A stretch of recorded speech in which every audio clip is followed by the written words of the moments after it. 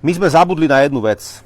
Tým, že je doba veľmi rýchla, stresujúca, každý má veľa myšlienok, človek má veľa práce, každý chce prežiť najlepšie ako vie, čo je logické. My sme zabudli chváliť jeden druhého. Zabudli sme otvorene, úprimne chváliť. Chváliť človeka, ktorý dobre vyzerá. Chváliť človeka, ktorý urobil dobrú prácu. Pochváliť partnera, že navaril večeru. Pochváliť kolegu v práci, že urobil dobrú prácu.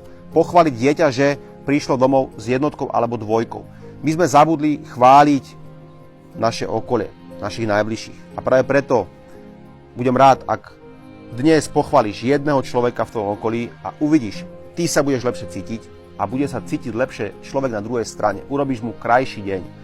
Chvála nič nestojí, chvála veľa dáva. Daj like, napíš do komentu, či chváliš, či teba chváli tvoj kamarát, kamarátka alebo partner, partnerka a toto video môžeš kľudne zdieľať ďalej medzi kamarátov a priateľov.